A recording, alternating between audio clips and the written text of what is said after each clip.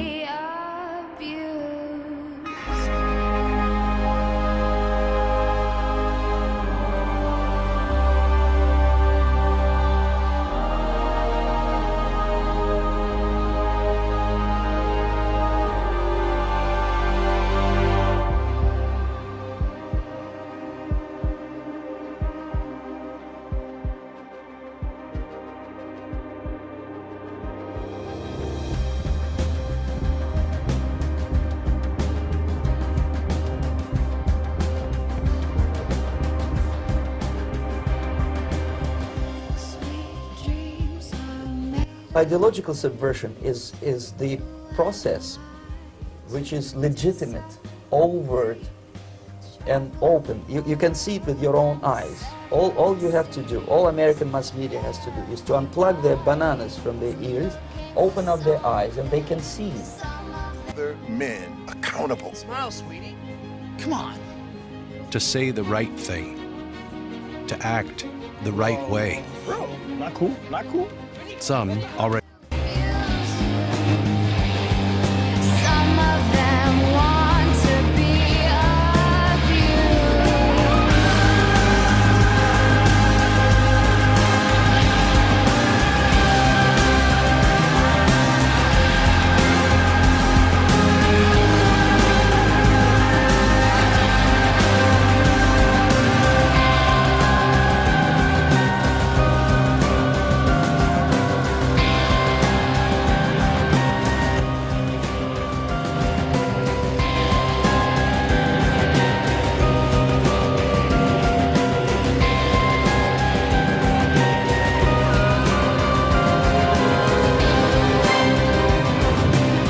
University of Vermont students are expressing anger over signs found on their campus. Well, those signs say that it's okay to be white. Now, the posters are not unique to the University of Vermont. Now, they have been showing up on college campuses the last couple of weeks all across the country.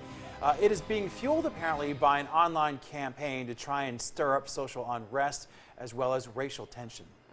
It's really scary to me that there are people that would put up posters, go to the lengths to put up posters like this. The university says the words don't actually violate any written policy, but most were taken down quickly because they apparently were placed on historic lampposts.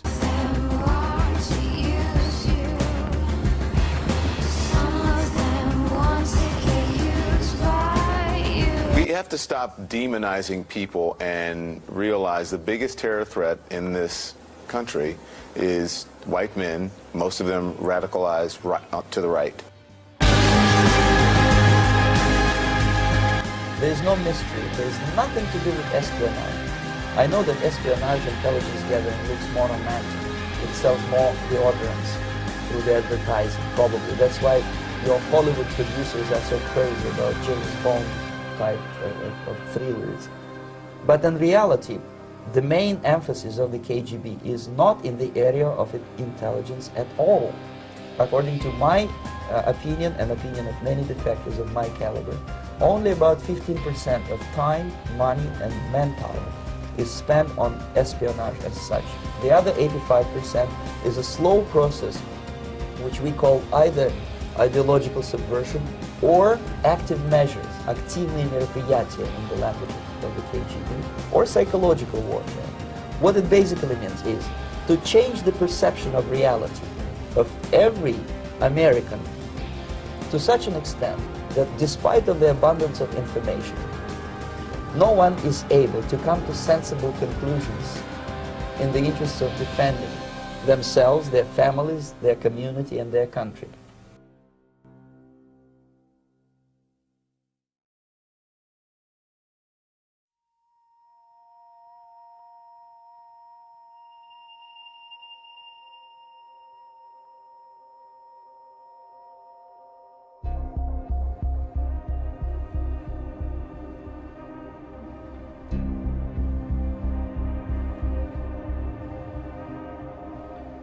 Sweet dreams are made of this. Who am I to disagree? Travel the world and the 7 seas. Everybody's looking for something. Some of them want to use you. Some of them want to get used by you. Some of them want to abuse you. Some of them want to be abused.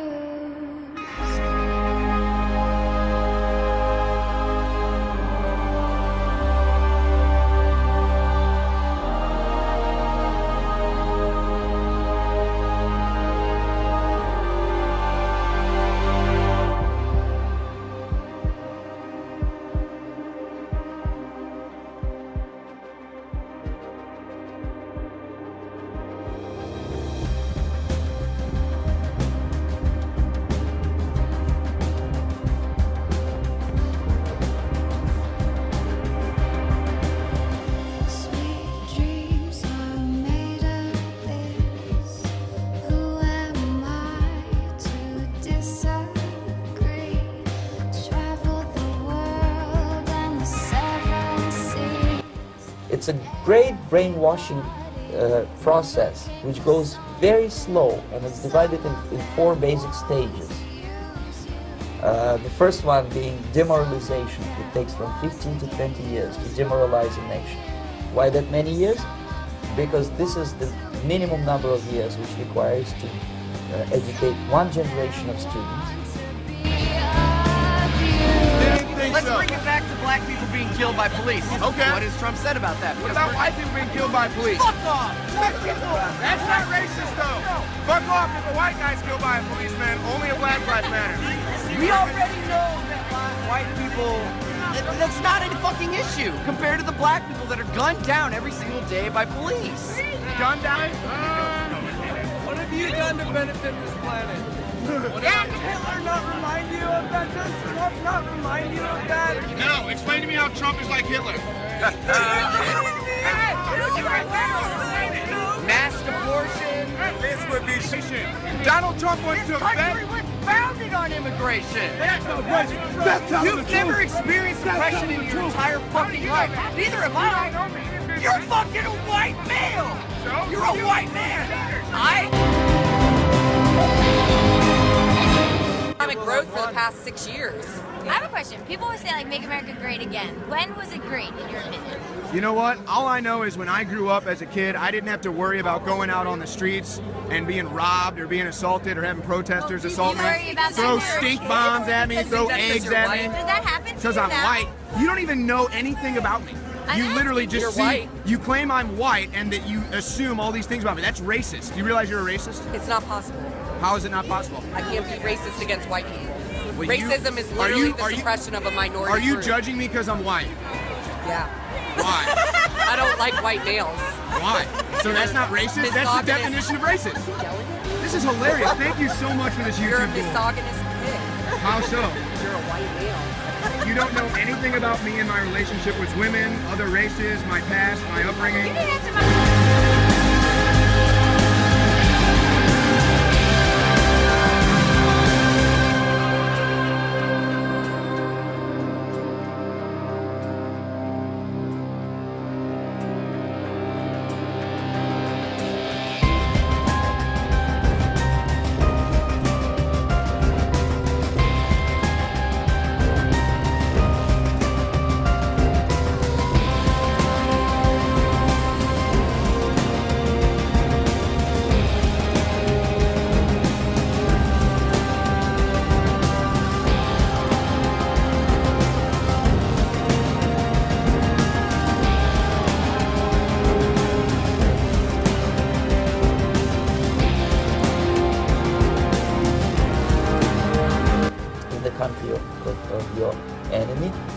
exposed to the ideology of the enemy. In other words, Marxism-Leninism ideology is being pumped into the soft heads of at least 3 generations of American students without being challenged or counterbalanced by the basic values of Americanism, American patriotism. The result you can see. Most of the people who graduated in the 60s, dropouts or half-baked intellectuals, are now occupying the positions of power in the government, civil service, business, mass media, educational system. You are stuck with them. You cannot get rid of them. They are contaminated. They are programmed to think and react to certain stimuli in a certain pattern. You cannot change their mind, even if you expose them to authentic information, even if you prove that white is white and black is black, you still cannot change the basic perception and the logic of behavior. In other words, these people, the process of demoralization is complete and irreversible. To get rid society of these people, you need another 20 or 15 years to educate a new generation of patriotically minded and common sense people who would be acting in favor and in the interests of the United States society. And yet these people who've been programmed and, as you say, in place, and who are favorable to an opening of the Soviet concept, these are the very people who would be marked for extermination in this country? Most of them, yes. Simply because the psychological shock when they will see in future what the beautiful society of equality and social justice means in practice, obviously they will revolt. They will be very unhappy, frustrated people. And the Marxist-Leninist regime does not tolerate these people. Obviously they will join the links of dissenters, dissidents.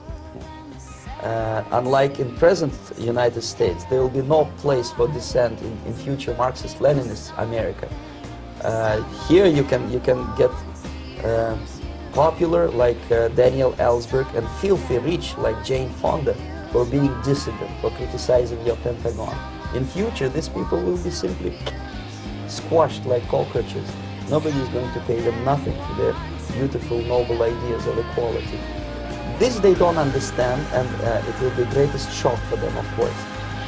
The demoralization process in the United States is basically completed already. For the last 25 years, actually it's overfulfilled, because demoralization now reaches such areas where previously not even Comrade Andropov and all his experts would even dream of such a tremendous success. Most of it is done by Americans to Americans, thanks to lack of moral standards. As I mentioned before, exposure to true information does not matter anymore. A person who was demoralized is unable to assess true information. The facts tell nothing to him.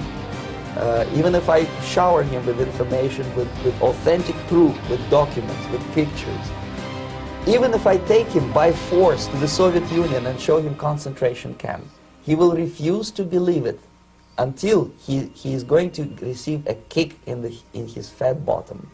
When a military boot crashes then he will understand, but not before that. That's the tragic of the situation of demoralization. So basically America is stuck with demoralization, and unless, even if you start right now, here, this minute, you start educating new generation of Americans, it will still take you 15 to 20 years to turn the tide of ideological perception of reality back to normalcy and patriotism. The next stage is destabilization.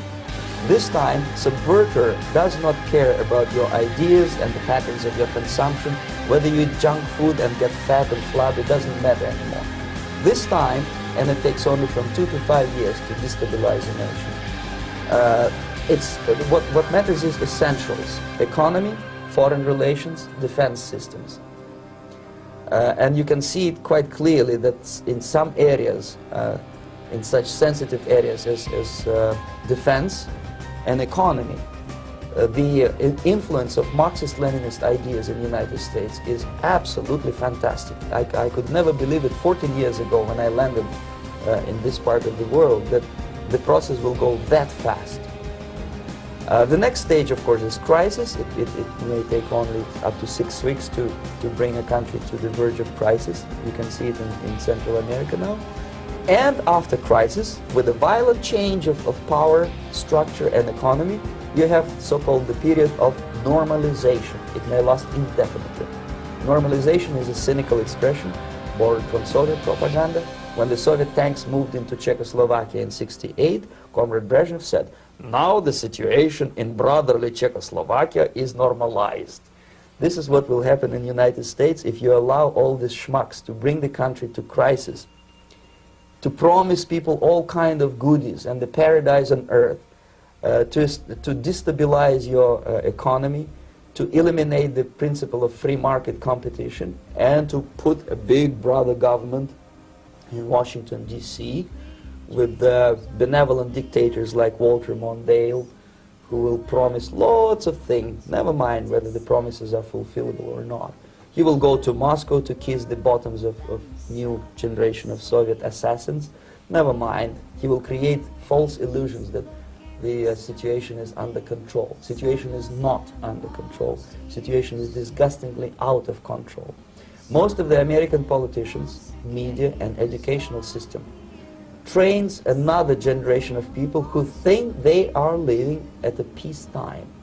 False. The United States is in a state of war, undeclared total war against the basic principles and the foundations of this system. And the initiator of this war is not Comrade Andropov, of course. It's the system. However ridiculous it may sound, the world communist system or the world communist conspiracy, whether I scare some people or not, I don't give a hoot. If you are not scared by now, nothing can scare you. But you don't have to be paranoid about it. What actually happens now, that unlike myself, you have literally several years to live on unless the United States wake up. The time bomb is ticking. With every second, the disaster is coming closer and closer. Unlike myself, you will have nowhere to defect to, unless you want to live in Antarctica with penguins. This is it. This is the last country of freedom and possibility.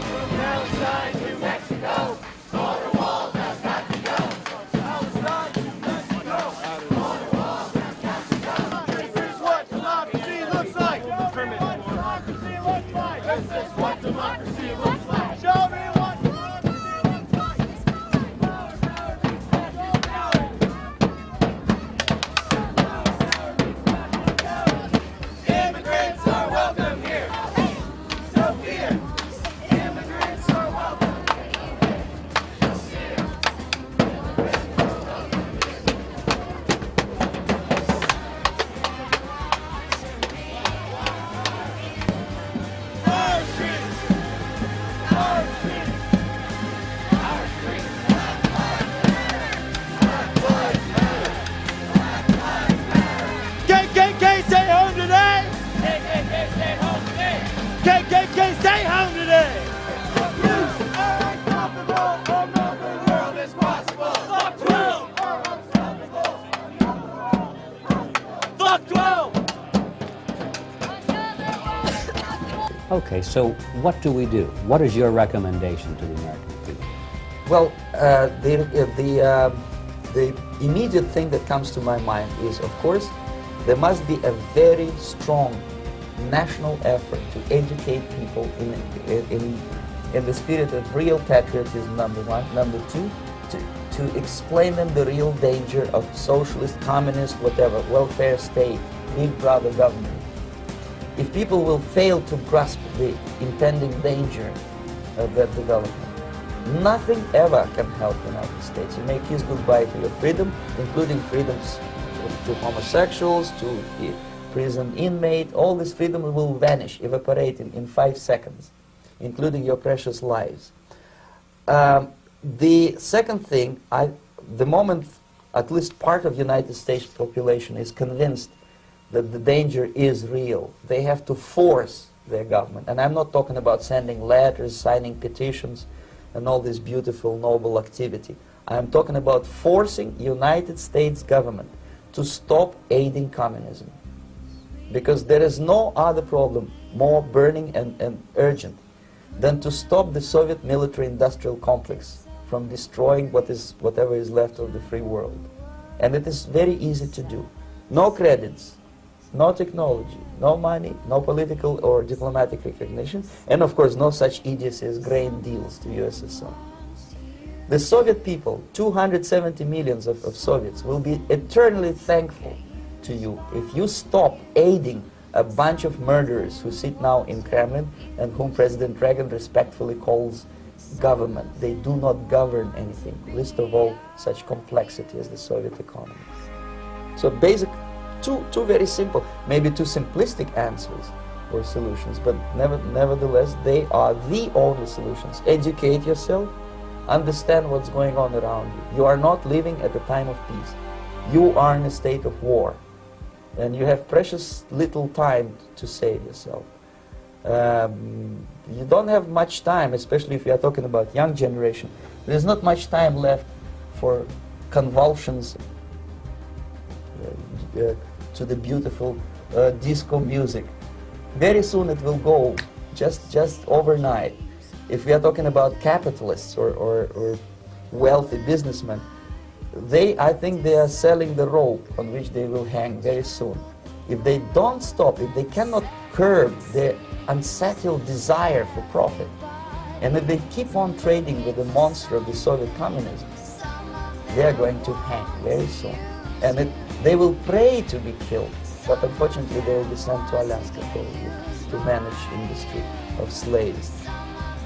It's simplistic. I know it sounds unpleasant. I know Americans don't like to listen to things which are unpleasant. But I have defected not to tell you the stories about such idiocies as Michael film James Bond type espionage. This is garbage. You don't need any espionage anymore. I have come to talk about survival. It's a question of survival of this system. You may ask me, what is it in for me? Survival, all this. Because unlike, as I said, I am now in your boat. If we sing together, we will sing beautifully together. There is no other place on this planet to defect to.